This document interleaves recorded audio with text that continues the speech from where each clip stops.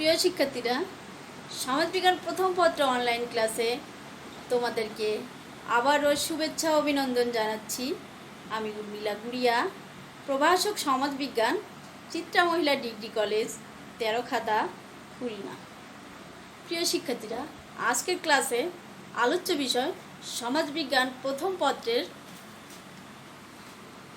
অষ্টম অধ্যায়ের জাতিবর্ণ প্রথা।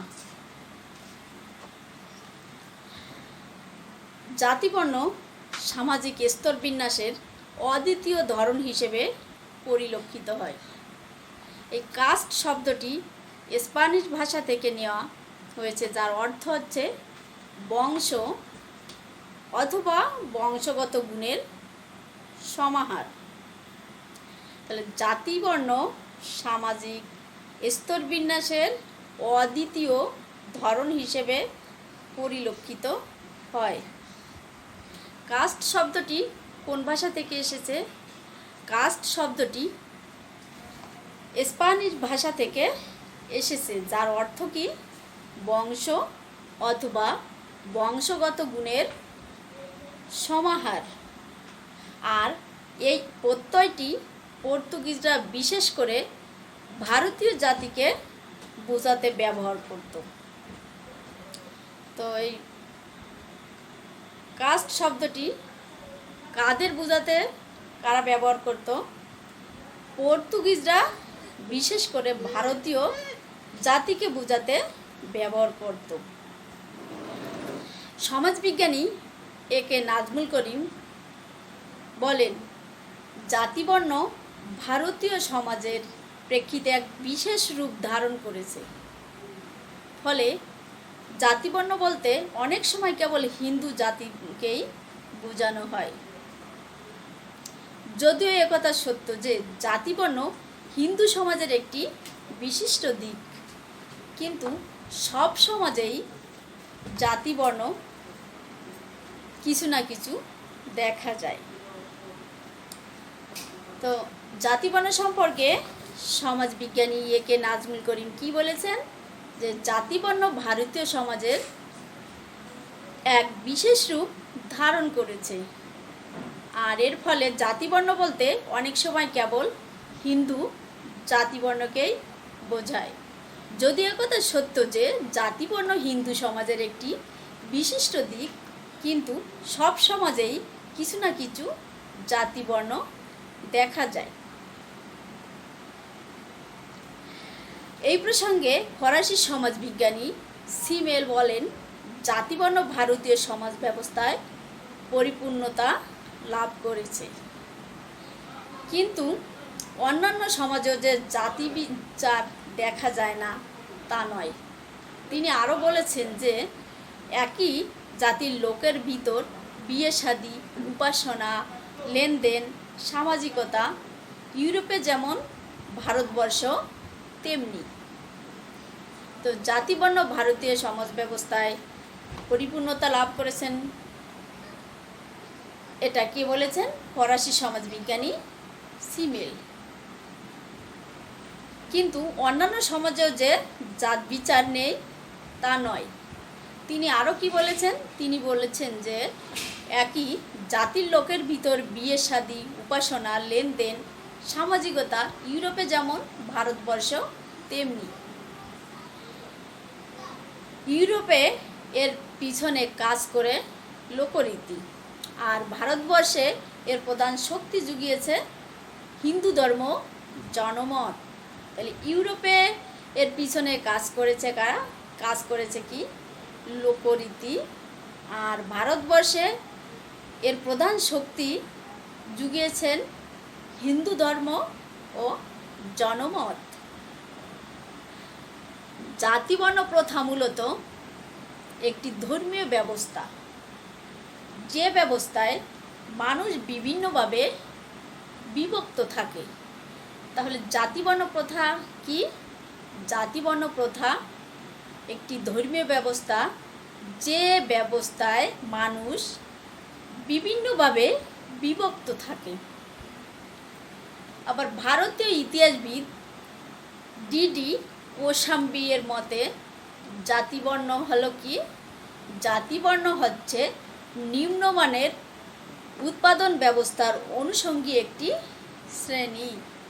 তো ভারতীয় ইতিহাসবিদ ডি কোশাম্বীর মতে জাতিবর্ণ কি? জাতিবর্ণ হচ্ছে নিম্নমানের উৎপাদন ব্যবস্থার অনুষঙ্গী একটি শ্রেণী। ইংরেজি নৃবিজ্ঞানী জে.এইচ হাটন তার কাস্ট ইন ইন্ডিয়া গ্রন্থে উল্লেখ করেছেন যে প্রকৃতপক্ষে কত ধরনের জাতিবর্ণ আছে তা বলা কঠিন, তবে তিনি ৩৫০০ প্রজাতির বর্ণের কথা উল্লেখ করেন। এছাড়া দামের মতে শুদ্ধ অশুদ্ধের মধ্যে যে ধর্মীয় পার্থক্য করা হয় তাই জাতি বর্ণ ব্যবস্থার ভিত্তি। ইংরেজি নৃবিজ্ঞানী জে.এইচ হাটন তার কোন গ্রন্থে উল্লেখ করেছেন? Caste in India. প্রকৃতপক্ষে কত ধরনের বর্ণ আছে তা বলা কঠিন, তবে তিনি কত প্রজাতির কথা বলেছেন? ৩৫০০ প্রজাতির কথা উল্লেখ করেছেন। এরপরে আসবো আমরা জাতিবর্ণ প্রথার বৈশিষ্ট্য। ভারতীয় সমাজবিজ্ঞানী আন্দ্রে বেতে জাতিবর্ণের কিছু বৈশিষ্ট্য চিহ্নিত করেছেন। তার মতে জাতিবর্ণ হলো কিছু ব্যক্তির সমন্বয়ে গঠিত একটি ক্ষুদ্র দল যারা উত্তরাধিকার সূত্রে দলের সদস্যপদ পেয়ে থাকে। তো ভারতীয় সমাজবিজ্ঞানী আন্দ্রে বেত জাতিবর্ণের কিছু বৈশিষ্ট্য উল্লেখ করেছেন। আর তার মতে জাতিবর্ণ কি?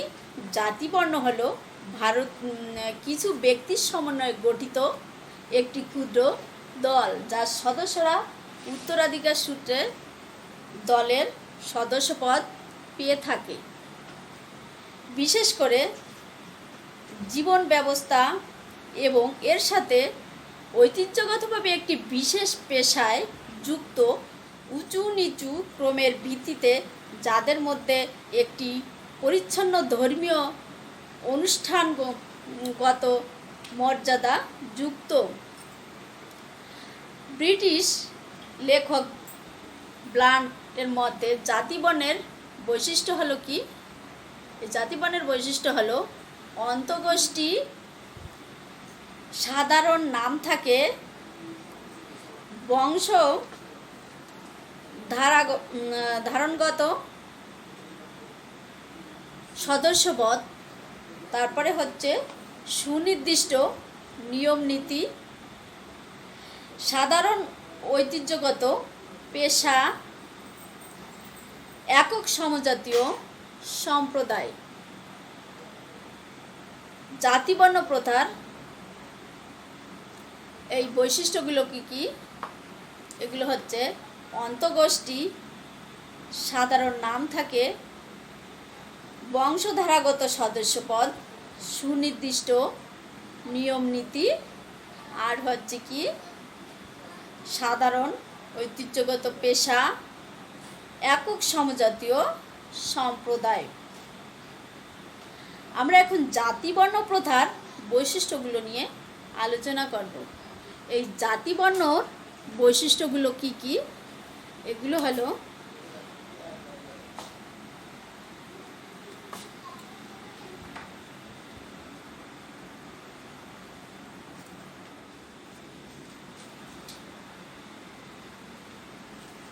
সংহতিপূর্ণ দল,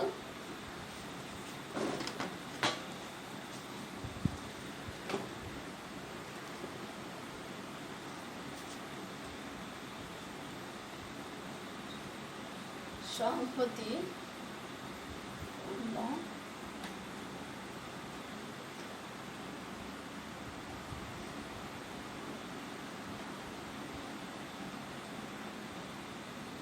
দল,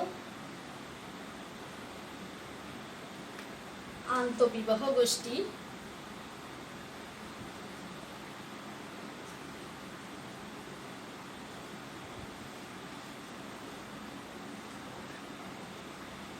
বিবাহ গোষ্ঠী,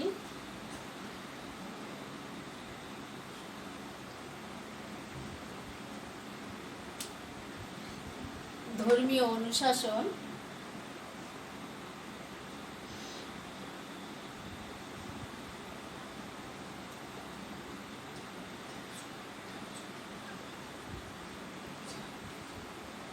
ধর্মীয় অনুশাসন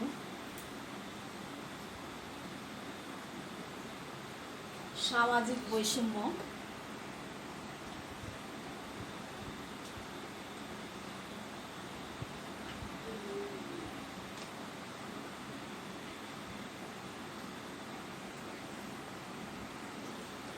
পেশাগত গোষ্ঠী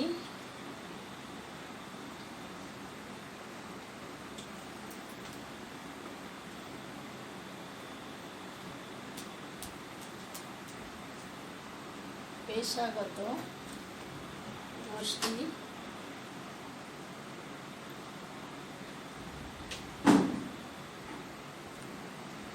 তো এই জাতিবর্ণ প্রথার সাধারণ বৈশিষ্ট্যগুলো কি কি? এটা হচ্ছে সংহতিপূর্ণ দল, আন্তঃবিবাহ গোষ্ঠী, ধর্মীয় অনুশাসন, সামাজিক বৈষম্য, পেশাগত গোষ্ঠী। তো প্রথমে আমরা আসব সংহতিপূর্ণ দলটা কি।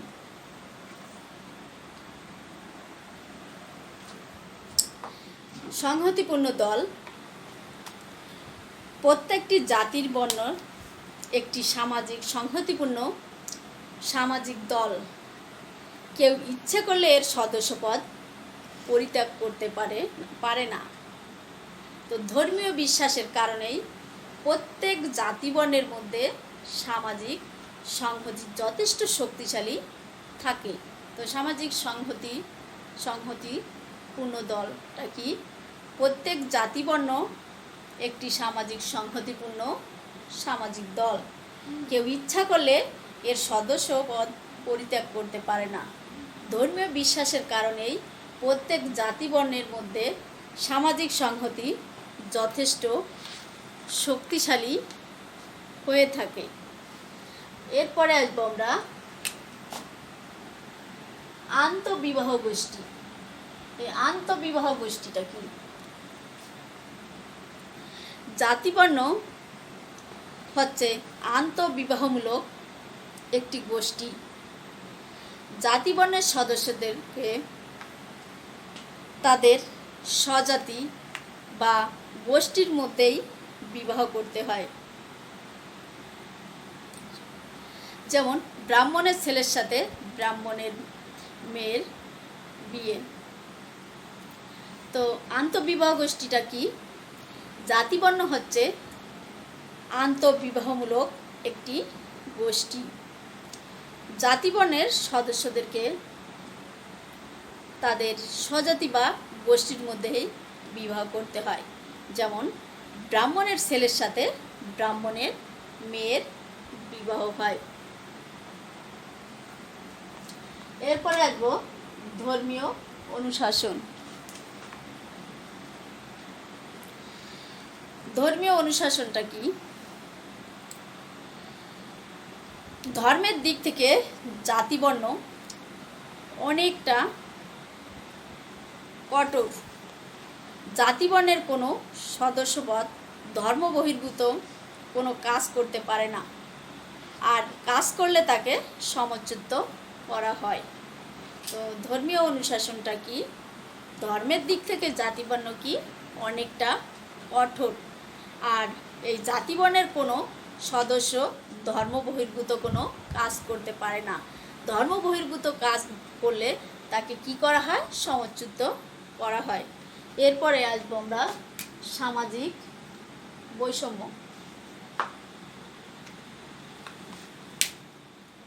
জাতিবর্ণ হলো একটি অসাম্যের ব্যবস্থা। সামাজিক অসাম্য সম্পর্কে দার্শনিক ও সমাজতাত্ত্বিক চিন্তার অনেক পূর্বে ধর্মীয় দৃষ্টিকোণ থেকে আলোচনার সূত্রপাত হয়। আর ধর্মই মানুষের মধ্যে পার্থক্য সৃষ্টি করে। ধর্ম নির্ধারণ করে দেয় কোন জাতির লোকেরা কি ধরনের কাজ করে। তো জাতিবর্ণ কি? জাতিবর্ণ হলো একটি অসাম্যের ব্যবস্থা। সামাজিক অসাম্য সম্পর্কে দার্শনিক ও সমাজতাত্ত্বিক তাত্ত্বিক চিন্তার অনেক পূর্বে ধর্মীয় দৃষ্টিকোণ থেকে আলোচনার সূত্রপাত হয়, আর ধর্মই মানুষের মধ্যে পার্থক্য সৃষ্টি করে। ধর্ম নির্ধারণ করে দেয় যে কোন জাতির লোকেরা কী ধরনের কাজ করবে। যেমন ব্রাহ্মণরা হলো সমাজের পুরোহিত শ্রেণী, এদের স্থান সবার উপরে। তো ব্রাহ্মণরা সমাজের কোন শ্রেণী? সমাজের পুরোহিত শ্রেণী, আর এরা বা এদের স্থান সবার উপরে। এরপরে আসবো আমরা পেশাগত গোষ্ঠী।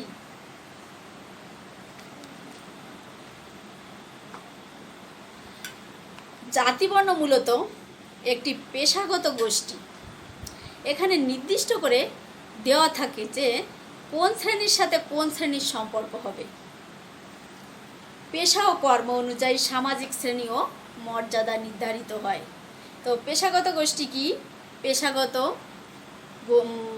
জাতিবর্ণ মূলত একটি পেশাগত গোষ্ঠী, আর এখানে নির্দিষ্ট করে দেওয়া হয় যে কোন শ্রেণীর সাথে কোন শ্রেণীর সম্পর্ক হবে। পেশা ও কর্মের দ্বারা সামাজিক শ্রেণী ও মর্যাদা নির্ধারিত হয়। ভারতীয় সমাজে 4 ধরনের জাতিবর্ণ প্রথা দেখতে পাওয়া যায়। একই পদবী একাধিক শ্রেণীর অন্তর্ভুক্ত হলেও তাদের গোত্র এক নয়। যেমন এগুলো কি কি? যেমন ব্রাহ্মণ,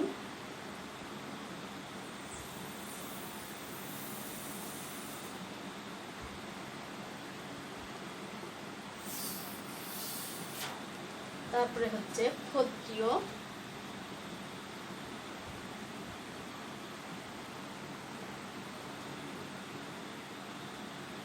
বৈশ্য, আর হচ্ছে শূদ্র।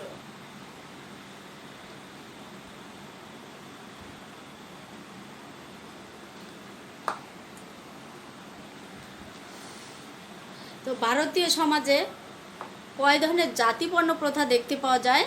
4 ধরনের জাতিবর্ণ প্রথা দেখতে পাওয়া যায়। আর একই পদবী একাধিক শ্রেণীর অন্তর্ভুক্ত হলেও তাদের গোত্র এক নয়। আর এগুলো কি কি? যেমন ব্রাহ্মণ, ক্ষত্রিয়, বৈশ্য, শূদ্র। তো এই ব্রাহ্মণটা কি বা ব্রাহ্মণটা কারা? ব্রাহ্মণ হলো শিক্ষক, যাজক, যারা ব্রহ্মার মস্তিষ্ক থেকে জাত। এরা হলো সমাজের সর্বোচ্চ মর্যাদার অধিকারী। এরা ধর্মীয় কার্যকলাপ পরিচালনা করে থাকে বলে এদেরকে পুরোহিত শ্রেণীও বলা হয়ে থাকে। তাহলে ব্রাহ্মণ হচ্ছে কারা? ব্রাহ্মণ হলো শিক্ষক, যাজক, যারা ব্রহ্মার মস্তিষ্ক থেকে জাত। এরা হলো সমাজের সর্বোচ্চ মর্যাদার অধিকারী। এরা কি করে? ধর্মীয় কার্যকলাপ পরিচালনা করে থাকে বলে এদেরকে কি বলা হয়? এদেরকে পুরোহিত শ্রেণীও বলা হয়ে থাকে। বর্তমানে চক্রবর্তী, রায়, মুখার্জি, চৌধুরী, সেনগুপ্ত, ব্যানার্জি, চ্যাটার্জি, ত্রিবেদী, গোস্বামী, পাঠক, ঘোষাল, হালদার, ঠাকুর, লাহিড়ী, ভট্টাচার্য, গাঙ্গুলি ইত্যাদি উপাধিগুলো ব্রাহ্মণের গোত্রভুক্ত। তো ব্রাহ্মণের গোত্রভুক্ত কারা? চক্রবর্তী, রায়, মুখার্জি, চৌধুরী, সেনগুপ্ত, ব্যানার্জি, চ্যাটার্জি, ত্রিবেদী, গোস্বামী, পাঠক, ঘোষাল, হালদার, ঠাকুর, ভট্টাচার্য, গাঙ্গুলি, এগুলো হলো ব্রাহ্মণের গোত্রভুক্ত। এছাড়া নাথ ও দেবনাথ বংশীয়রাও রুদ্রজ ব্রাহ্মণের অন্তর্ভুক্ত। এরপরে আসবো আমরা ক্ষত্রিয়।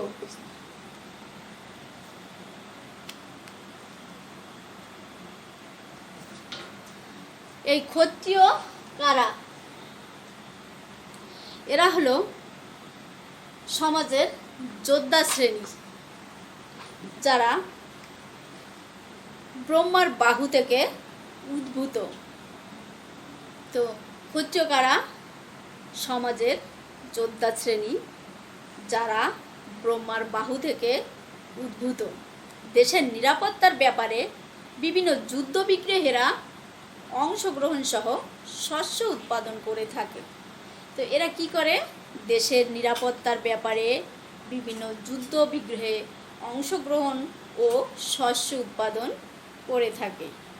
সরকার, শিকদার, মজুমদার, মিত্র, বসু, দত্ত, বালা, ঢালি, গাইন, রায় ও বিশ্বাস ইত্যাদি উপাধিভুক্ত মানুষ হচ্ছে ক্ষত্রিয় গোত্রভুক্ত অধিকারী। তাই ক্ষত্রিয় কারা? এরা সমাজের যোদ্ধা শ্রেণী। এরা কোথা থেকে উদ্ভূত? ব্রহ্মার বাহু থেকে উদ্ভূত। আর এরা দেশের নিরাপত্তার ব্যাপারে এবং শস্য উৎপাদনে করে থাকে।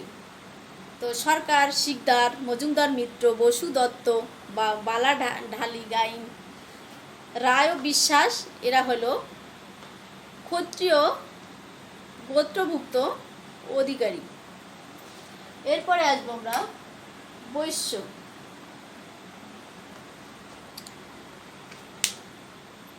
এরা হলো সমাজের সাধারণ ব্যবসায়ী শ্রেণী। যাবতীয় ব্যবসায়িক কাজকর্ম এদের দ্বারা সম্পাদিত হয়ে থাকে। তো এই বৈশ্য কারা? এরা ব্যবসায়ী দল বা শ্রেণী। আর যাবতীয় ব্যবসায়িক কাজকর্ম এদের দ্বারা সম্পাদিত হয়ে থাকে। কুণ্ডু, ভৌমিক, ঘোষ, দাস, সাহা, মল্লিক, পাল, কর, দে, বণিক, নন্দী, সুর, রাহা, শীল, ভদ্র, নাগ, গুহ, হরি ইত্যাদি উপাধির মানুষগুলো হচ্ছে বৈশ্য গোত্রভুক্ত। তো বৈশ্যটা কারা? এরা সমাজের সাধারণ ব্যবসায়ী শ্রেণী। যাবতীয় ব্যবসায়িক কাজকর্ম এদের দ্বারা সম্পাদিত হয়ে থাকে। আর কুণ্ড, ভৌমিক, ঘোষ, দাস, সাহা, মল্লিক, পাল, কর, দে, বণিক, নন্দীসুর, রায়, শীল, ভদ্র, নাগ, গুহ, হরি ইত্যাদি উপাধির মানুষগুলো হচ্ছে বৈশ্য গোত্রভুক্ত। এরপরে আসবো আমরা শূদ্র।